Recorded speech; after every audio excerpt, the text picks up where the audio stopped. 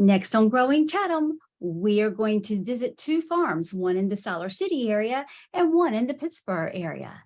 Then we're going to learn more about how to safely share the road with the farmers. Last of all, we are going to learn how to properly freeze meat so that it will stay fresh for future meals. All of this is coming up next on Growing Chatham. Let's get started.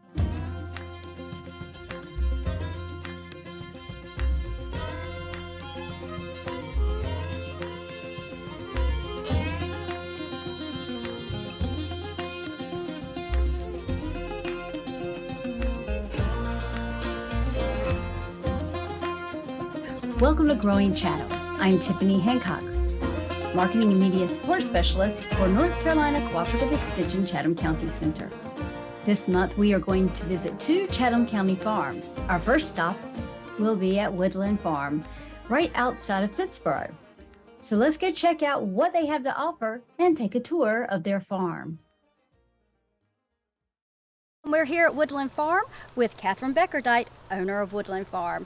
And today we are so excited to be here to look at the farm and look at her pigs.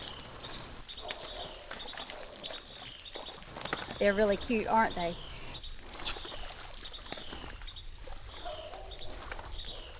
And you know what?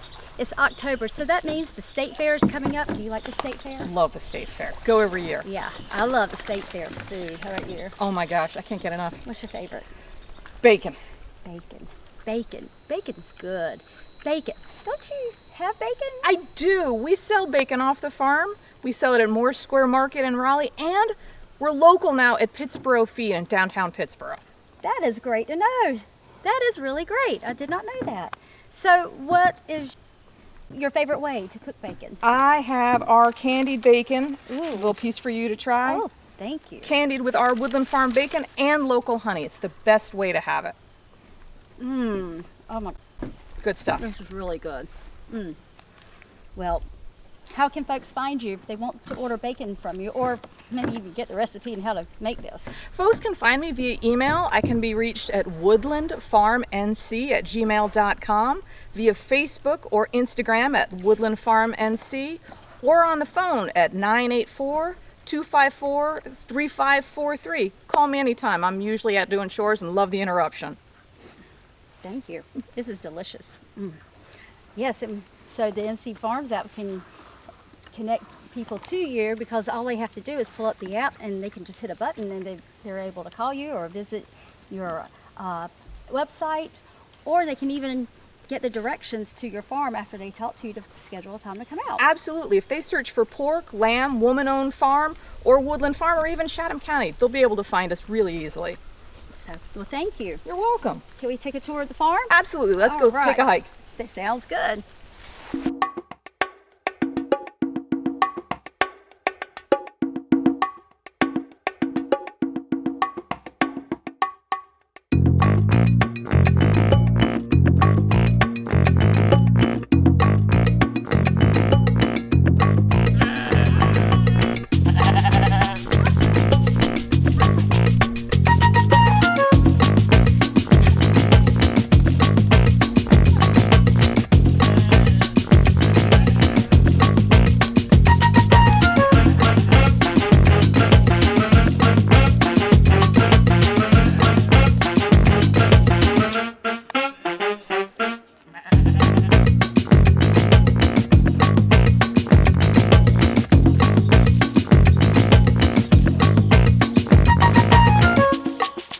Catherine, thank you for letting us come out. We had such a great time. And don't forget, if you want some good bacon, come and get it. And look at our new friend. Hey, what's this? It's half pint.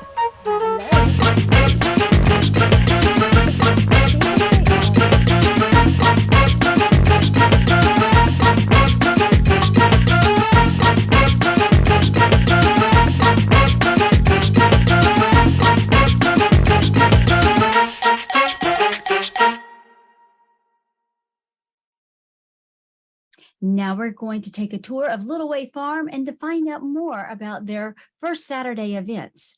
Little Way Farm is located in the Crutchville Crossroads community. So let's go.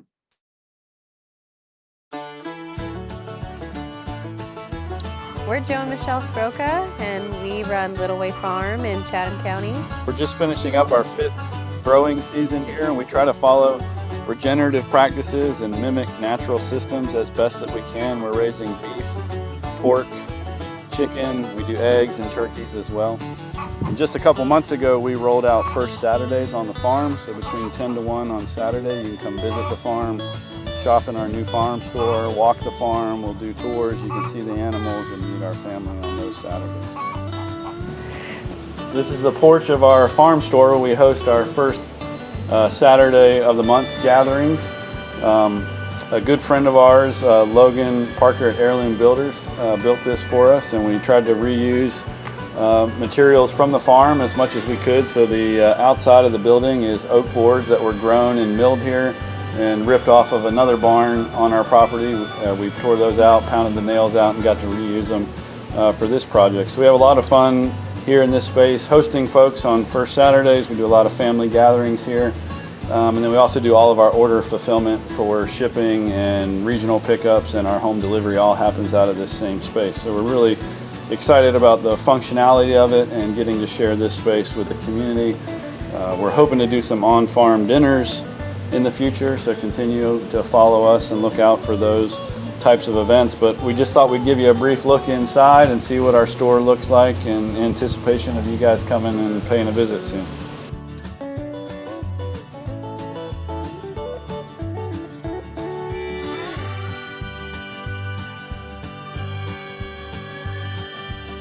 These are all our pasture-raised eggs. We're also carrying cream top milk from our friends at Rambloo Dairy in Eli Whitney. We carry their whole milk, low-fat milk, chocolate milk, buttermilk. It's all really delicious, non-homogenized. So you leave it in your refrigerator overnight, and in the morning you've got the cream all risen to the top. It's really great milk. We are also selling honey from our friend Dustin at Blue Fork Creek Farm. This is 100% natural honey. It contains both the pollen and the bee propolis, so it's really healthy and good for you, and it's local, so it's going to change color.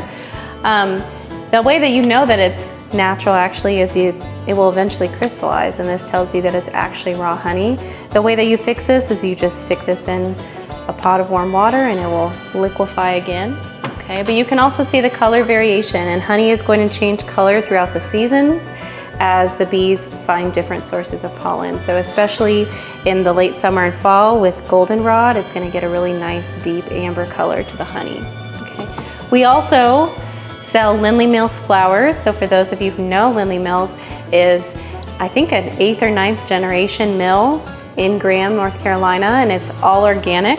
So we have their oat bran muffin mix, their 100% organic stone ground grits, and then we're also offering all-purpose flour and super sprouted wheat flour. So this is flour in which the wheat grain is sprouted, which is increased nutrition. It's also improved digestibility for people who find wheat products hard to digest. We also have a bargain cooler. So this is something you can only access if you come to our farm store. So we encourage you to come visit. But everything in here is marked down. So we have packages of things that are a little bit smaller. We have a few things with broken seals that are still just as good. This is what we eat, but probably not good enough to sell at our top retail price. So this is something that, again, if you're on a budget, you can come in here, rummage around, find really good food to eat, and pay at a reduced price. This is our frozen meats cooler. We sell beef, pork, chicken, and lamb. And all that can be found here in our freezer on the store. But I just wanted to highlight a couple of our unique products. One thing that we do offer is traditional dry cured salami. So this is our pork made from a very high-end salami maker, and it's USDA inspected. They grind their spices for their salami the morning of production, and then it's dry cured for 4 to 5 weeks. It's a really great, just a great product if you're doing a charcuterie board or having people over for dinner. Another neat trick we like to do is leave it frozen and run it through a cheese grater, and then you can top your salads with it and get a lot of protein real quick and easy that way. A couple of our other neat products, we just got this a few weeks ago. It's our Manganero beer sausage. So we partnered with Siler City's first and newest brewery, Thirsty Skull Brewery. And we're using their Pressure Drop IPA. It's our pork, and then mangoes and habanero peppers. It's a real great sausage. It's been real popular here. And then we also offer a half smoke sausage.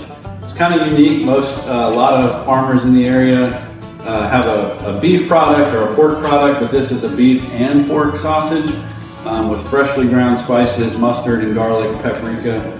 And it's just a really good sausage. And we have all those here. You can order these online, but these are some unique things you may not see everywhere else.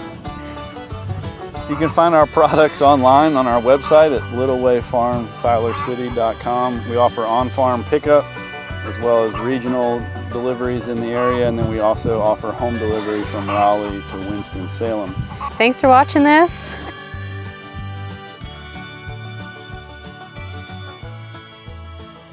You can find Little Way Farm and Woodland Farm on the Visit North Carolina Farms app. You can download the app from Google Play or from the App Store. Or for more information, just go to the website, visitncfarmstoday.com. The Visit North Carolina Farms app connects the consumers with the producers. Have you ever been riding down the road and suddenly you're forced to slow down because there is a tractor in front of you?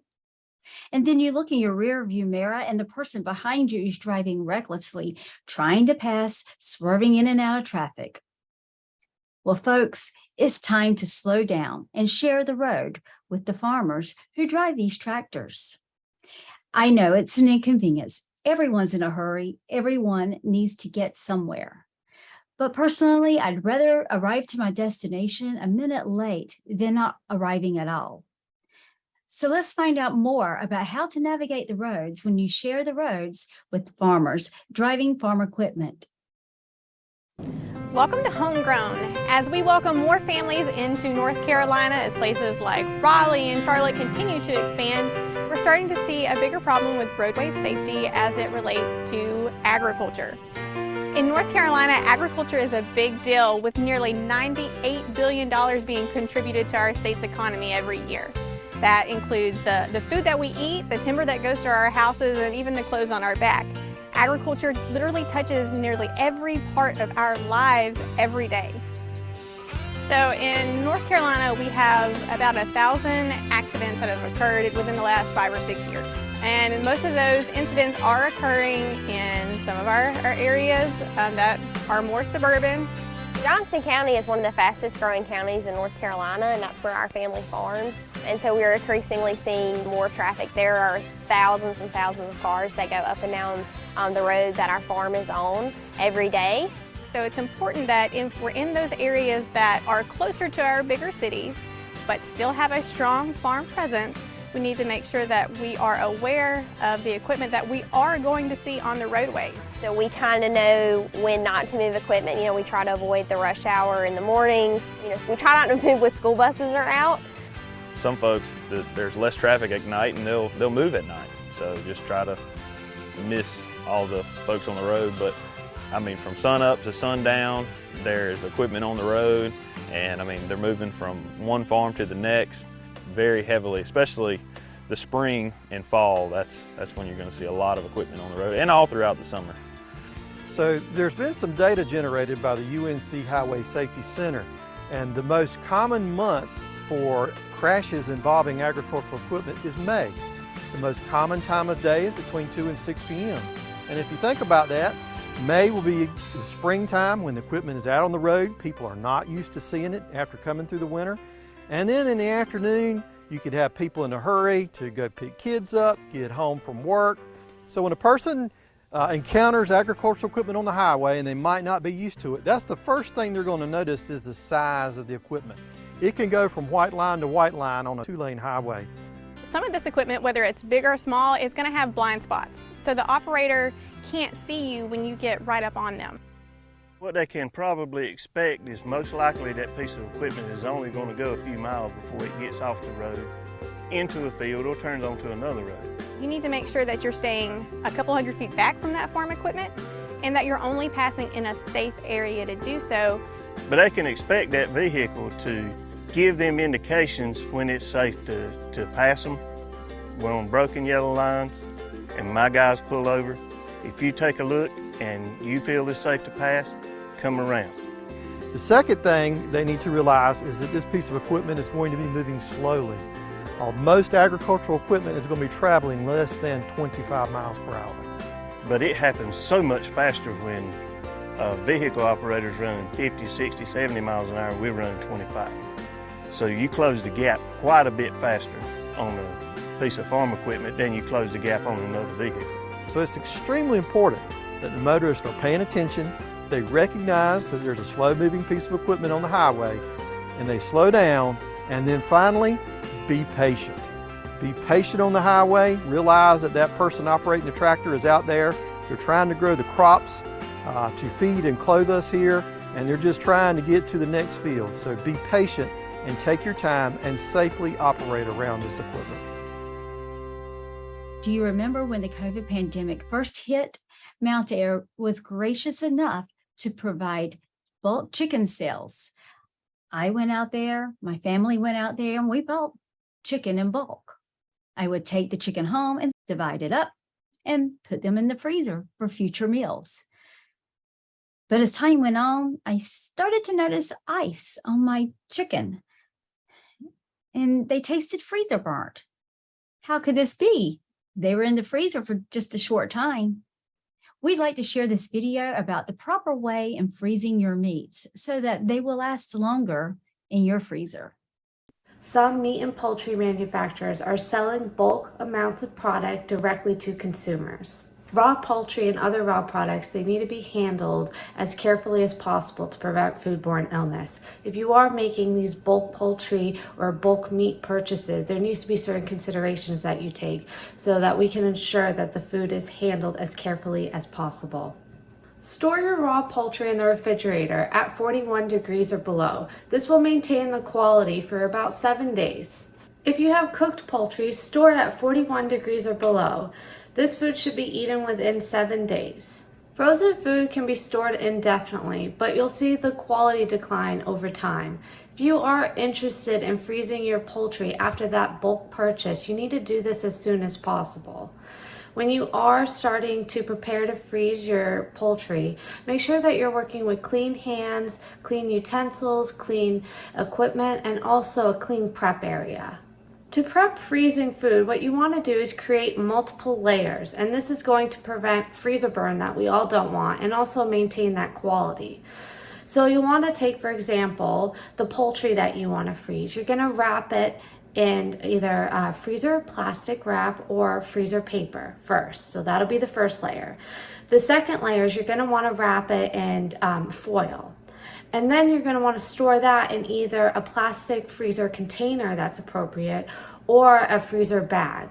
And when you are making these multiple layers, make sure that you are taking out as much air as possible. This is going to maintain that quality of the chicken, just like when you first purchased it, or close enough. Keep in mind, if you have frozen poultry in your freezer, these quality timelines. This is not for safety. If you have poultry pieces, this can be in your freezer with good quality for up to 9 months. A whole chicken or a whole turkey, this could be for 12 months. And then if you have cooked chicken or turkey or any poultry, this is going to be good for 4 to 6 months. Finally, when you are ready to cook that poultry that's been frozen for a while, make sure that you are cooking it to an internal temperature of 165 degrees Fahrenheit for safety. Well, that's it for this month's Growing Chatham. Please check out the newsletter by visiting go.ncsu.edu/Growing Chatham 1022. I'll be back in November with more updates, more events, more classes, and more videos. Until then, have a great October. I'll see you in November. Bye.